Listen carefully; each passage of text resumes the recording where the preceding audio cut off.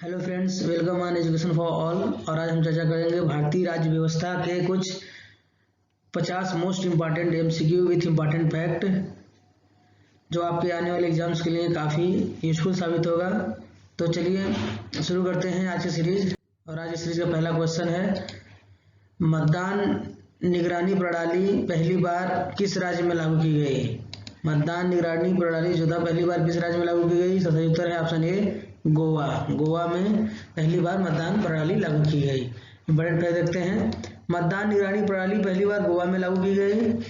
प्रणाली के तहत मतदाताओं के फिंगर प्रिंटिंग कंप्यूटर पर लगाए गए वेब कैमरों द्वारा अपनी तस्वीरों के साथ उंगली प्रिंट रीडिंग मशीनों द्वारा रिकॉर्ड किए जाएंगे। अगला क्वेश्चन, केपीएलटी करबी पीपुल्स लिबरेशन टाइगर्स मुख्य रूप से किस प्रदेश में सक्रिय है? सही उत्तर है ऑप्शन सी, असम। असम में सक्रिय है। अगला क्वेश्चन, राष्ट्रीय भूमि अधिग्रहण पुनर्वास और पुनर्वास विधेयक का लक्ष्य निम्नलिखित में से किसका विकल्प होना है? सही उत्तर है ऑप्शन सी, भूमि अधिग्रहण अधिनियम 1894 के तहत ही राष्ट्रीय भूमि अधिग्रहण पुनर्वास और पुनर्वास विधेयक का लक्ष्य है के रूप में, विकल्प के रूप में यह है। अगला क्वेश्चन, यदि चुनाव के दौरान चुनाव प्रत्याशियों की संख्या 64 से अधिक हो जाए तो चुनाव आयोग क्या करेगा? इसका सही उत्तर है ऑप्शन सी, इस सीट पर चुनाव ईवीएम की जगह बैलेट बॉक्स से होंगे। अगर किसी चुनाव क्षेत्र में अगर प्रत्याशियों की संख्या 64 से अधिक हो जाए तो वहां पर ईवीएम की जगह बैलेट से चुनाव होगा। इंपॉर्टेंट कर देखते हैं, ईवीएम में अधिकतम 64 प्रत्याशियों के लिए मत पड़ सकते हैं।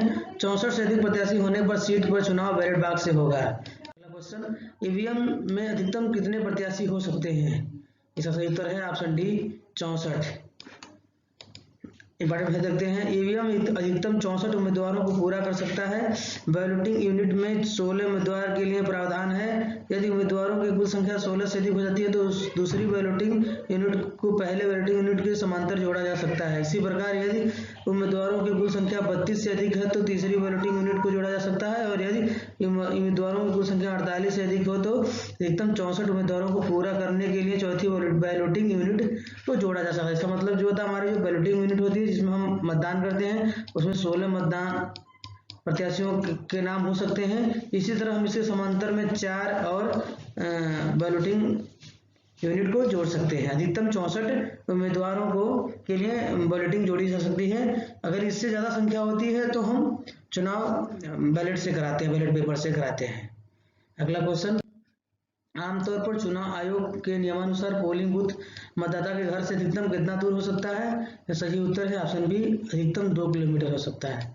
इंपॉर्टेंट फैक्ट देखते हैं, रिटर्निंग अफसर के लिए हैंडबुक के अध्याय 2 के पैरा 3 के अनुसार मतदान केंद्रों को इस तरह से स्थापित किया जाना चाहिए कि आमतौर पर उनके मतदान केंद्र तक पहुंचने के लिए 2 किलोमीटर से अधिक यात्रा करने के लिए किसी मतदाता को आवश्यकता नहीं होती है। अगला क्वेश्चन, एक ईवीएम में अधिकतम कितने मत पड़ सकते हैं? यह सही उत्तर है ऑप्शन ए, 3840 यानी 30,840 मत एक ईवीएम में पड़ सकते हैं।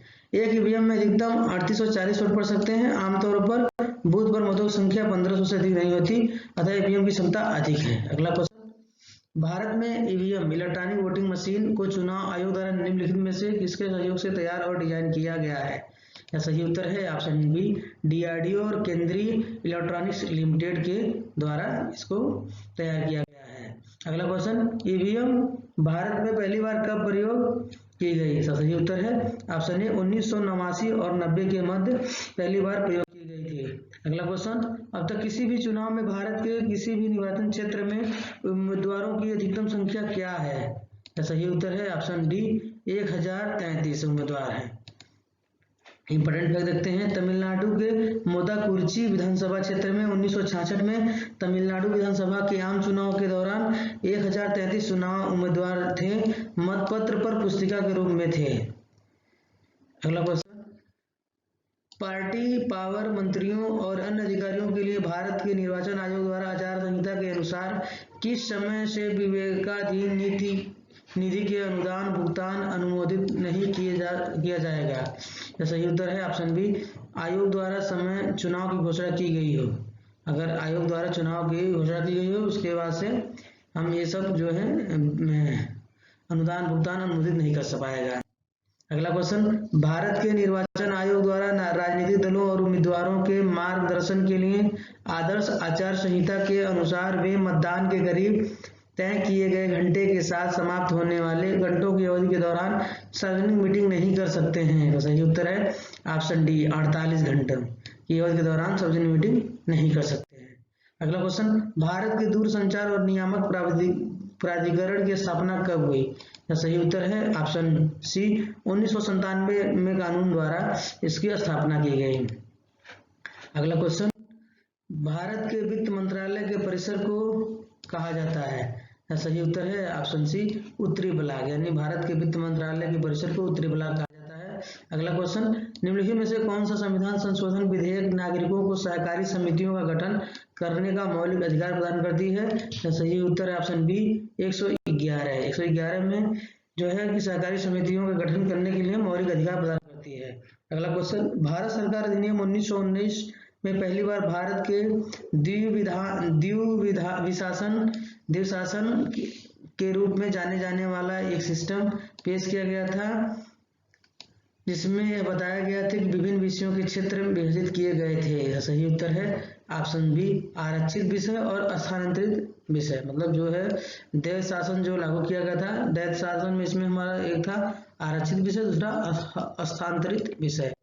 अगला क्वेश्चन, सेवा का अधिकार निम्नलिखित बिलों अधिनियमों में से एक महत्वपूर्ण हिस्सा है? सही उत्तर है ऑप्शन सी, सूचना का अधिकार अधिनियम जो है सेवा का अधिकार अधिनियम के एक महत्वपूर्ण हिस्सा है। अगला क्वेश्चन,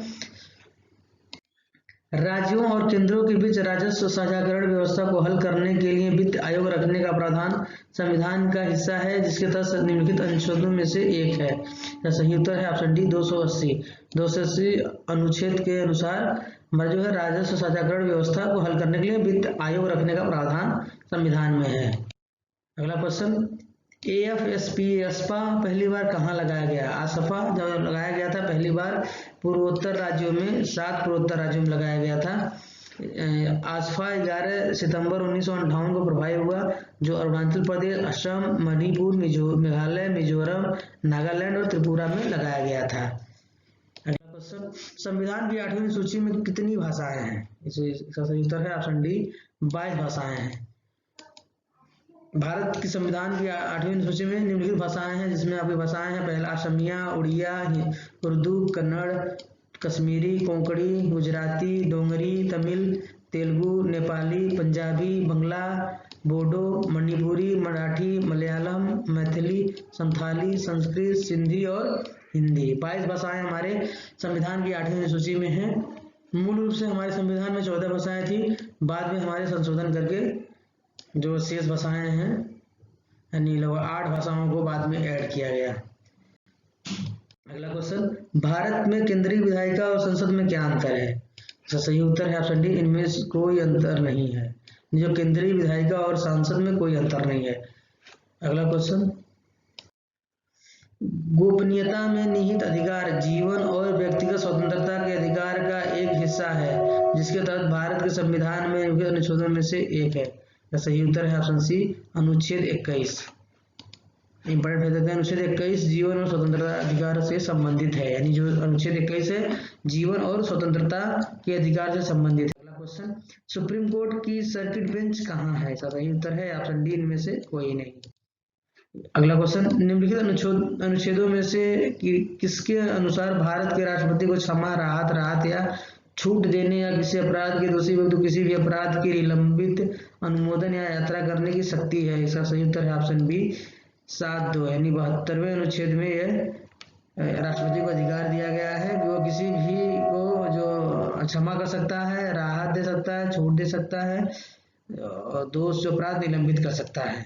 अगला क्वेश्चन, मौलाना आजाद राष्ट्रीय फेलोशिप स्कीम किसके लिए है? सही उत्तर है ऑप्शन डी, 5 चयनित अल्पसंख्यकों के लिए है मौलाना आजाद राष्ट्रीय फेलोशिप स्कीम। अगला क्वेश्चन, इंटीग्रेटेड एक्शन प्लान का लक्ष्य अत्यंत पिछड़े क्षेत्रों में विकास घाटे को ब्रिजिंग करना है जो प्रभावित है। सही उत्तर है सी, वामपंथी अधिवास से। इसका सही उत्तर है ऑप्शन सी, वामपंथी अधिवास से प्रभावित। इंटीग्रेटेड एक्शन प्लान का लक्ष्य अत्यंत पिछड़े क्षेत्रों में विकास घाटे को ब्रिजिंग करना है जो वामपंथी अतिवाद से प्रभावित है। अगला क्वेश्चन, प्रधानमंत्री का 15 सूत्री कार्यक्रम निम्नलिखित में से किसके लिए है? सही उत्तर है ऑप्शन डी, अल्पसंख्यकों के लिए 15 सूत्री कार्यक्रम है। अगला क्वेश्चन, 14 सितंबर 1949 देश के संविधान निर्माताओं ने हिंदी को स्थिति प्रदान करने का फैसला किया। जो डैश डैश है स्थिति प्रदान करने की फैसला किया। सही उत्तर है ऑप्शन सी, संघ की आधिकारिक भाषा की स्थिति प्रदान करने का फैसला किया। सही उत्तर है ऑप्शन सी। अगला क्वेश्चन, भारतीय राष्ट्रीय एकता परिषद का अध्यक्ष कौन होता है? सही उत्तर है ऑप्शन ए, प्रधानमंत्री। यानी भारतीय राष्ट्रीय एकता परिषद का जो अध्यक्ष होता है प्रधानमंत्री होता है। अगला क्वेश्चन, निम्नलिखित पर ध्यान दीजिए। कथन एक है भारत का संविधान, कथन 2 है संसद द्वारा कानून। बंधुआ श्रम की समस्या को उपरोक्त में से किसके द्वारा संबोधित किया गया है? इसका सही उत्तर है ऑप्शन सी, 1 और 2, यानी भारत संविधान में भी और संसद द्वारा भी संबोधित किया गया है। इंपॉर्टेंट है, देखते हैं। अनुच्छेद 23(1) के तहत भारत का संविधान भीख और मजदूर श्रम के अन्य समान रूपों को प्रतिबंधित करता है। बंधुआ श्रम प्रणाली पूरे देश में कानून द्वारा समाप्त कर दी गई है विथ इफेक्ट फ्रॉम 25 अक्टूबर 1975 से। बंधुआ श्रम प्रणाली उन्मूलन अध्यादेश के तहत, जिसे बाइंडेड लेबर सिस्टम उन्मूलन अधिनियम 1976 द्वारा प्रतिस्थापित किया गया था। अगला क्वेश्चन, निम्नलिखित पर ध्यान दीजिए। पहला है प्रस्तावना, दूसरा मौलिक अधिकार, तीसरा मौलिक कर्तव्य, चौथा राजकीय नीति निर्देश सिद्धांत। लैंगिक समानता का सिद्धांत इनमें से किसमें है? यह सही उत्तर है ऑप्शन डी, 1, 2, 3, 4, यानी चारों में। यानी प्रस्तावना में भी बात करता है कि समानता का, मौलिक अधिकार में भी समानता का बात करता है, मौलिक कर्तव्य में भी समानता की बात करता है, और राष्ट्रीय नीति निर्देश DPSP में भी समानता की बात करता है। यानी जो चारों हैं हमारे, इसमें चारों में लैंगिक समानता की बात की गई है। इंपॉर्टेंट फैक्ट देखते हैं। उपरोक्त सभी भाग लैंगिक समानता के बारे में बात करते हैं। संविधान न केवल महिलाओं को समानता की गारंटी देता है बल्कि राज्य को महिलाओं के पक्ष में सकारात्मक भेदभाव के उपायों को अपनाने का अधिकार भी देता है। कृपया ध्यान दें कि मौलिक कर्तव्यों महिलाओं की गरिमा के लिए अपमानजनक प्रथाओं को त्यागने के लिए बोलती है, जो स्पष्ट घोषणा के बजाय एक अंतर्निहित विचार को ले जाती है। अगला क्वेश्चन, निम्नलिखित में कौन सा कानून भारतीय संसद द्वारा नहीं बनाया गया है?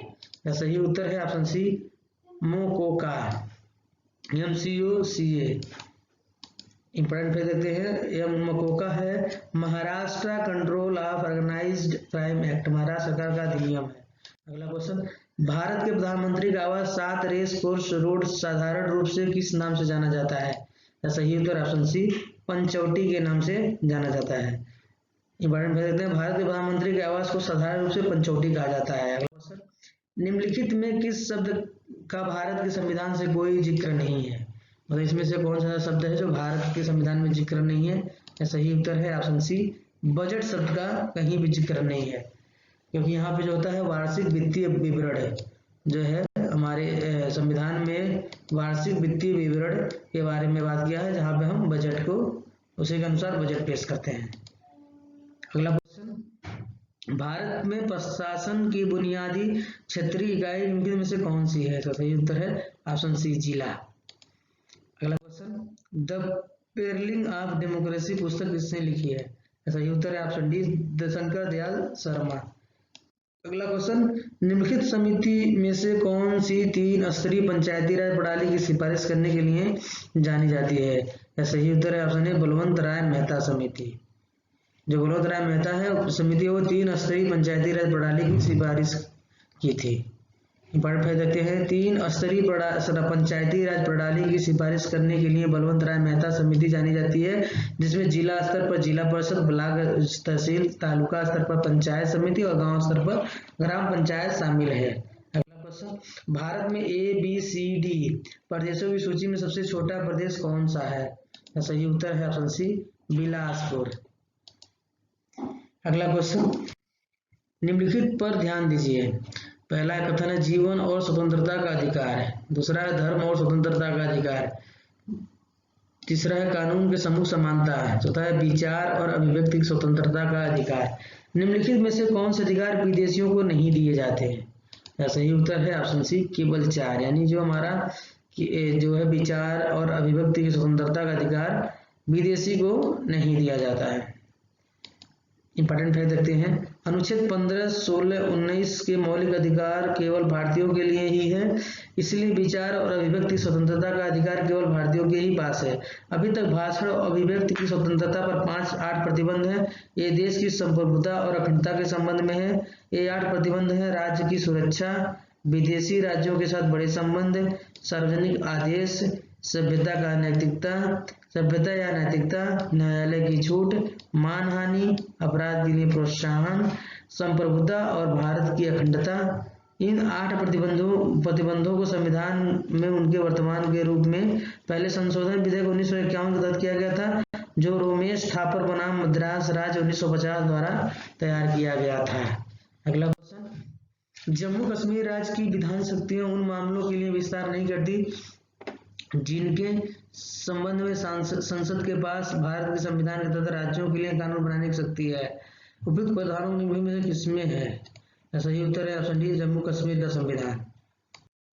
ये जो हमारा जम्मू कश्मीर, अब तो उसका संविधान खत्म हो चुका है, उस पर पूरा भारत संविधान लागू हो चुका है। और हम बात करते हैं कि जो हमारे भारत का 28वां राज्य, जो 28 राज्य है, जिसमें हमारे जो 2 यूटीज के रूप में डिवाइड हुआ, जम्मू कश्मीर और एक लद्दाख। जम्मू कश्मीर एक इस समय यूटीज है, जिसमें हमारा विधानसभा है, विधान परिषद अब खत्म कर दी गई है और अब वहाँ पे भारत का संविधान लागू होता है, भारत का कानून लागू होता है। चलिए अगला क्वेश्चन देखते हैं, निम्नलिखित कर्तव्यों पर ध्यान दीजिए। पहला है उपक्रमों के प्रबंधन में श्रमिकों की भागीदारी के लिए कानून बनाना, दूसरा अल्पसंख्यकों की सुरक्षा, तीसरा पर्यावरण की सुरक्षा, चौथा समान नागरिक संहिता। इनमें से कौन से राज्यों के नीति सिद्धांतों में है? यह सही उत्तर है ऑप्शन सी 1, 2, 3, 4, यानी जो चारों हैं वो भारत के नीति निर्देशक सिद्धांतों में शामिल है। यानी जो पहला है उपक्रमों के प्रबंधन में श्रमिकों की भागीदारी के लिए कानून बनाना, ये भी शामिल है, अल्पसंख्यकों की सुरक्षा भी शामिल है, पर्यावरण की सुरक्षा भी शामिल है, समान नागरिक संहिता भी शामिल है। इंपॉर्टेंट फैक्ट देखते हैं, अनुच्छेद 43A उपक्रमों के प्रबंधन में श्रमिकों की भागीदारी के लिए कानून बनाता है। अनुच्छेद 46 अल्पसंख्यकों की सुरक्षा के लिए बात करता है। अनुच्छेद 48 पर्यावरण की सुरक्षा की बात करता है। अनुच्छेद 44 समान नागरिक संहिता की बात करता है।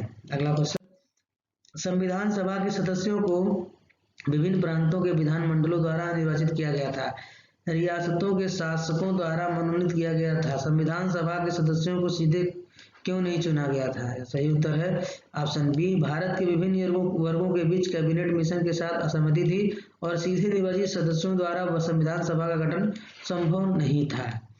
इंपॉर्टेंट फैक्ट देखते हैं, जब 1940 के दशक में क्लेमेंट एटली के तहत लेबर पार्टी की सरकार सत्ता में आई तो ब्रिटेन की भारतीय नीति में बदलाव आया। क्लेमेंट एटली सरकार ने भारत के लिए संविधान सभा के मामले को देखने के लिए कैबिनेट मिशन नियुक्त किया। भारत के विभिन्न वर्गों के बीच कैबिनेट मिशन के साथ असहमति थी और यह प्राथमिक कारण था कि सीधे निर्वाचित सदस्यों द्वारा संविधान सभा का गठन संभव नहीं था, क्योंकि जिन्ना और मुस्लिम लीग भारत के लिए 2 संविधान सभाएं और एक भविष्य पाकिस्तान के लिए चाहते थे। यह निर्णय लिया गया कि प्रांतीय असेंबली के नवनिर्वाचित विधायकों द्वारा एक संविधान सभा का गठन किया जाना है। इस प्रकार इस आधार पर प्रांतों को 3 क्षेत्रों में समूहीकृत किया गया था, जैसे कि मूल रूप से हिंदू, मुख्य रूप से मुस्लिम और वे दोनों जहां संख्या में लगभग बराबर थे। अगला क्वेश्चन, भारत में वित्त आयोग के सदस्यों के रूप में नियुक्त होने के लिए योग्यता कौन सी निर्धारित करता है? सही उत्तर है ऑप्शन सी, कानून द्वारा संसद।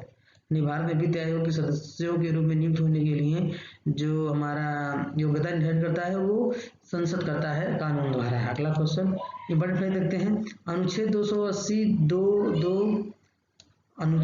280 के पार्ट 2 में किसका उप पार्ट है, जो बोलते हैं सब पार्ट है 2 में संसद कानून द्वारा योग्यता निर्धारित कर सकती है जो आयोग के सदस्यों के रूप में नियुक्ति के लिए आवश्यक होगी और जिस तरीके से उन्हें चुना जाएगा।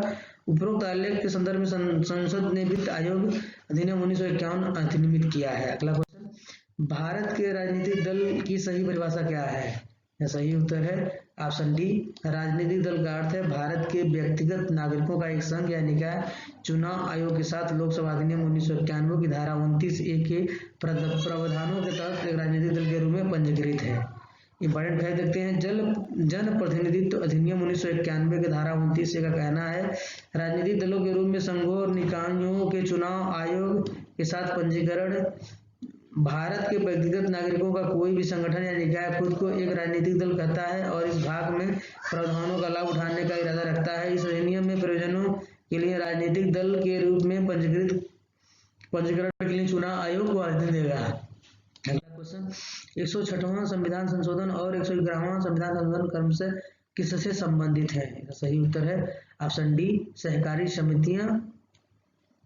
इंपॉर्टेंट फैक्ट देते हैं। 106वां संविधान संशोधन 22 मई 2006 को स्वैच्छिक संगठन, स्वायत्त कार्य, लोकतांत्रिक नियंत्रण और पेशेवर प्रबंधन के माध्यम से सहकारी समितियों को सशक्त बनाने के उद्देश्य से पेश किया गया। पारित होने के लिए लोकसभा में विधेयकों पर चर्चा नहीं की जा सकी। विधेयक 18/5/2009 को 14वीं लोकसभा के विघटन पर समाप्त हो गया। संविधान में संशोधन के लिए विधेयक को फिर से पेश करने का निर्णय लिया गया। तदनुसार 30/9/2009 को लोकसभा में संविधान 111वां संशोधित विधेयक के रूप में पेश किया गया। अगला क्वेश्चन, भारत में गार्जियन ऑफ पब्लिक पर्स किसे कहा जाता है? इसका सही उत्तर है ऑप्शन ए, नियंत्रक और महान्यायवादी को कहते हैं guardian of public purse. Important fact देते हैं। भारत के नियंत्रक और महान्यायवादी को गार्जियन ऑफ पब्लिक पर्स कहा जाता है। अगला क्वेश्चन, निम्नलिखित में से किसको देश के वित्त का संरक्षक माना जाता है? सही उत्तर है ऑप्शन बी, वित्त मंत्री को देश के वित्त का संरक्षक माना जाता है। अगला क्वेश्चन, भारत में किसी शहर का पहला नागरिक कौन सा है? भारत में किसी शहर का पहला नागरिक कौन सा है? सही उत्तर ऑप्शन ए, मेयर। अगला क्वेश्चन, भारत अंतर्राष्ट्रीय लोकतंत्र और चुनाव प्रबंधन संस्थान कहाँ स्थित है? भारत अंतर्राष्ट्रीय लोकतंत्र और चुनाव प्रबंधन संस्थान कहाँ स्थित है? सही उत्तर ऑप्शन है नई दिल्ली में। भारत भेज देखते हैं। भारत अंतर्राष्ट्रीय लोकतंत्र और चुनाव प्रबंधन संस्थान नई दिल्ली में, इसकी स्थापना चुनाव आयोग ने जून 2001 में की थी। अगला क्वेश्चन और इस श्रृंखला का अंतिम क्वेश्चन, नेहरू रिपोर्ट के अनुसार भारत संसद की संरचना निम्नानुसार थी।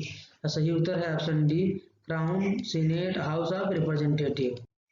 So friends, thanks for watching education for all. अगर ये वीडियो आपको पसंद आया तो please like, share and subscribe. So all the best.